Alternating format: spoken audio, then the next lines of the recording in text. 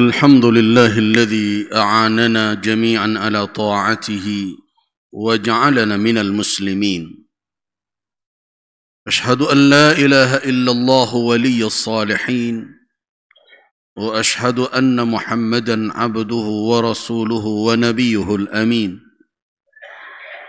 اللهم صل وسلم على عبدك الذي أرسلته رحمة للعالمين سيدنا وشفيعنا محمد وعلى آله وأصحابه والتابعين وتابع التابعين ومن تبعهم بإحسان إلى يوم الدين. أما بعد، عباد الله،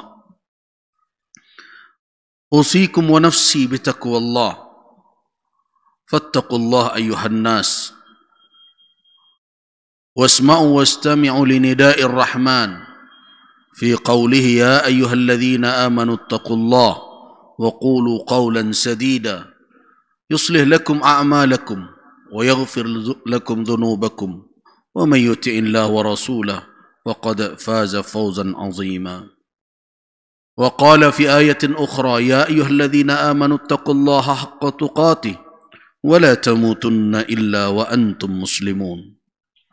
فتزودوا بالتقوى أيها الناس، كما أمرنا سبحانه في قوله: وتزودوا فإن خير الزاد التقوى واتقون يا أولي الألباب. صدق الله العظيم. عباد الله، قال الله تبارك وتعالى في كتابه الكريم في سورة الأنفال: وما كان الله ليعذبهم وأنت فيهم وما كان الله معذبهم وهم يستغفرون. Jamaah Jumu'ah rahimakumullah. Ummul Mukminin Zainab binti Jahsh menceritakan suatu kisah yang dinukilkan oleh Al-Imam Al-Bukhari dan Al-Imam Muslim rahimahumallahu dalam kedua kitab sahih beliau. أن النبي صلى الله عليه وسلم استيقظ من نومه وهو يقول: لا إله إلا الله، ويل للعرب من شر قد اقترب. Rasulullah tersentak bangun dari tidur beliau sambil mengucapkan la ilaha illallah. Wailul lil Arab, celaka orang-orang Arab disebabkan syarrin qad iqtaraba, dikarenakan ada keburukan dan kejahatan yang telah menghampir. Futihal yaum min radmi Ya'juj wa Ma'juj misla hadhihi, terbuka celah di hari ini, kata Nabi, dari coran dam yang dibuat oleh Dzulqarnain untuk menghalang Ya'juj dan Ma'juj, mislah hadhihi, sebesar ini. Perawi hadis itu menukilkan mempertemukan ujung telunjuk dengan pangkal ibu jari. Sebesar ini terbuka celah. Pada waktu Nabi hidup, terbuka celah sebesar ini dari cek dam yang dibuat oleh Dzulqarnain dahulu untuk menghalangi Ya'juj dan Ma'juj. Mendengarkan itu, Ummul Mukminin Zainab radhiyallahu anha berkata dan bertanya kepada Rasul sallallahu alaihi wasallam: Anahliku wa fina salihun. Saya berharap bapak-bapak jemaah Jum'ah memperhatikan kalimat akhir dari pertanyaan Ummul Mukminin Zainab binti Jahsh ini. Anahliku wa fina salihun.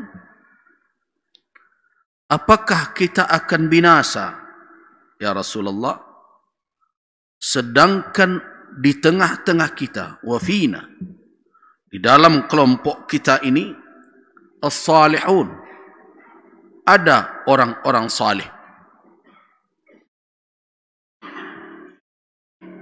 Walaupun ada yang saleh, apakah kita akan binasa juga? Rasulullah sallallahu alaihi wasallam menjawab. Perhatikan jawaban Rasulullah, wahai kaum muslimin. Qala na'am. Kata Nabi, iya. Idza kathura al-khabas. Apabila banyak kemaksiatan. Rasulullah sallallahu alaihi wasallam menegaskan, menjawab pertanyaan Ummul Mukminin Zainab radhiyallahu anha, anahliku wa fina salihun? Apakah kita akan binasa juga kalau di tengah-tengah kita masih ada orang-orang yang saleh? Qala na'am, kata Nabi, iya. Idza kathural khabas. Apabila kemaksiatan, perbuatan keji merajalela. Artinya apa? Doa, ibadah orang-orang yang taat tidak bisa menghambat kebinasaan apabila kemaksiatan merajalela di tengah suatu kaum, di tengah masyarakat. Wahai ibadallah, ini adalah peringatan yang sangat menakutkan bagi orang-orang yang di dalam hatinya ada ketakutan. Peringatan yang mencemaskan bagi orang-orang yang cemas dengan penutup kehidupannya dalam bentuk su'ul khatimah. Kalau orang berharap dia hidup dalam ridha Allah dan hidupnya itu ditutup dengan husnul khatimah, maka orang tersebut akan benar-benar memperhatikan apa yang diingatkan oleh Rasul. Namun alhamdulillah, kita belum lagi sampai ke tingkat ini. Banyak yang bertanya tentang bencana yang menimpa negeri kita. Dan saya ingatkan orang-orang yang berkomentar, apakah melalui lisan atau tulisan di berbagai media, jauhilah mengucapkan kalimat-kalimat yang tidak diredai oleh Allah Subhanahu wa taala, yang terus menyeret bencana ini ke dalam ranah-ranah yang tidak ada hubungannya. Bahkan tidak sedikit orang-orang yang tidak punya ilmu dan wawasan menyeret-nyeret masalah ini karena sikap politik orang Sumatera Barat. Hati-hatilah dalam berbicara, hati-hatilah di dalam menulis. Tidak ada yang luput dari catatan Allah Subhanahu wa taala. Kalau tidak memahami persoalan, lebih baik diam. Menyedihkan orang-orang Minangkabau yang dahulunya terkenal dengan basuraunya, tapi berkomentar tanpa ilmu. Orang Sumatera Barat tertimpa bencana karena tidak memilih ini dan memilih itu. Saudara, hati-hati berbicara dalam persoalan itu. Dan ketahuilah wahai kaum muslimin, ketika suatu musibah datang, yang pertama yang harus diperiksa dari diri kita dalam bermuhasabah adalah iman kita kepada Rabbul Alamin. Benarkan keimanan itu sehingga kita bisa memandang musibah itu dengan petunjuk syariat.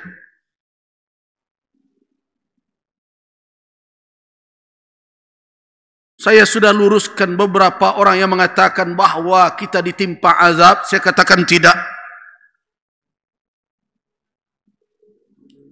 Tidak ada azab akan turun kepada suatu kaum selama mereka masih pandai meminta ampun kepada Allah Subhanahu wa taala. Tidak akan. Itu adalah jaminan Allah. Coba perhatikan firman Allah Subhanahu wa taala dalam surat Al-Anfal ayat yang ke-33. Wa ma kana Allahu liyu'adzibahum wa anta fihim. Wa ma kana Allahu mu'adzibahum wa hum yastaghfirun. Allah tidak akan mengazab mereka selama engkau wahai Muhammad berada di tengah mereka. Keberadaan Rasulullah sallallahu alaihi wasallam di tengah umat menjadi hambatan penghalang datangnya azab, dan Allah dengan sayangnya kepada Rasulnya dan sayangnya kepada kaum muslimin, keberadaan nabinya, rasulnya, kekasihnya di tengah mereka menjadi jaminan dari Allah Subhanahu wa taala. Allah tidak akan mengazab mereka. Dan jaminan yang kedua, wa ma kana Allahu mu'adzibahum. Ketika Allah Subhanahu wa taala mempergunakan isim bukan kata kerja, wa ma kana Allahu mu'adzibahum, itu menunjukkan apa? Menunjukkan keabadian, tidak terbatas waktu. Bahwa Allah Subhanahu wa taala tidak menjadi pengazab mereka. Allah tidak mengazab mereka dengan catatan wahum yastaghfirun, selama mereka meminta ampun kepada Rabbul Alamin. Jadi apa yang menimpa kita hari ini wahai kaum muslimin bukanlah azab. Kita masih hadir di rumah Allah walaupun kita bersedih jumlah orang yang hadir di rumah Allah kalau dibandingkan dengan jumlah orang yang berkewajiban untuk menjalankan ibadah ini. Satu hal yang menyedihkan. Setelah Ramadan berlalu bukannya meningkat. Tetapi kita yakin bahawa negeri ini masih berisi orang-orang yang pandai meminta ampun kepada Allah. Karena itu, dengan husnuzzon kita, dengan baik sangka kita kepada Allah, jangan berburuk sangka kepada Allah, wahai kaum muslimin. Karena kita telah diperingatkan oleh Allah dalam hadis qudsi, inni inda zanni abdi bi, sesungguhnya aku sesuai dengan sangkaan hambaku terhadap. Jadi yang menimpa umat di negeri ini adalah apa? Ujian. Ibtila, bala. Ujian itu bagaikan pisau bermata dua. Keduanya berfungsi. Satu matanya menyentuh orang-orang yang durhaka, orang-orang yang berbuat maksiat, sebagai peringatan agar berhentilah dari kemaksiatan itu. Mintalah ampunan kepada Allah, bertaubatlah. Itu salah satu fungsi dari musibah yang datang. Mengingatkan orang-orang yang bergelimang dengan kemaksiatan.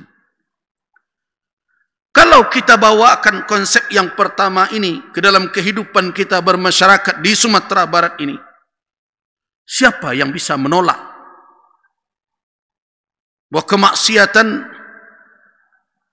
merajalela di tengah kita? Lihat perzinaan, LGBT, homoseksual, lesbian.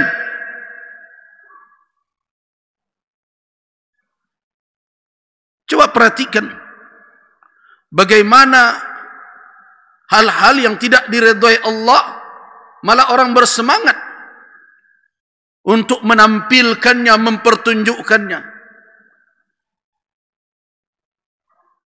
Coba di negeri ini, tiap sebentar acara berkonser, berjoget, yang sudah berulang kali saya ingatkan melalui mimbar ini. Wahai orang-orang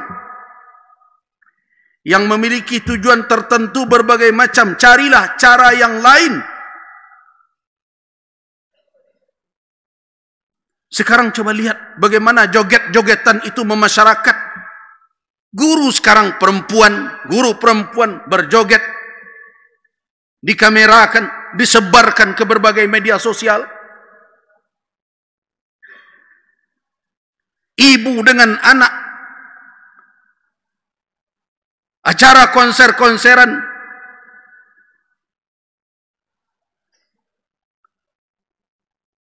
Mari kita tanya hati nurani kita, apakah itu benar?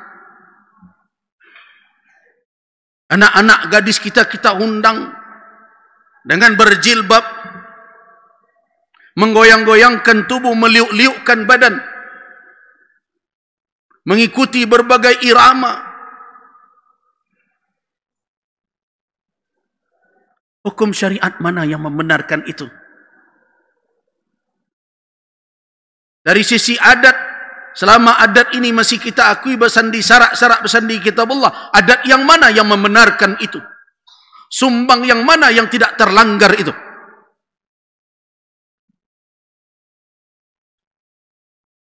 Tapi yang menyedihkan adalah orang tua mengizinkan anaknya, pemimpin kadang tukang undang yang seperti itu, memfasilitasi kegiatan itu. Berulang kali mimbar ini kalau bisa menjadi saksi dia akan bicara. Jangan dilakukan hal yang demikian.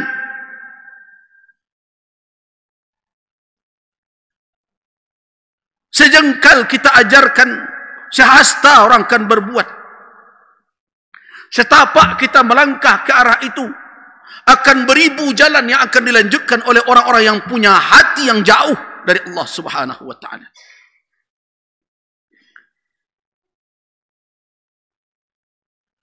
Ada yang mengusulkan, apa tidak perlu kita buat acara taubat bersama? Tidak ada taubat bersama.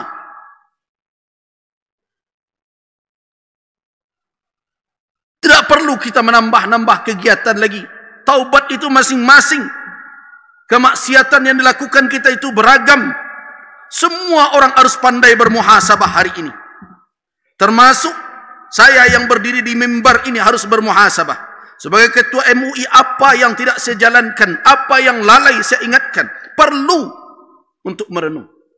Sebagai dai dan ulama, untuk apa saya berdiri di sini? Apa yang saya cari? Apakah ingin disanjung orang, popularitas berbagai macam?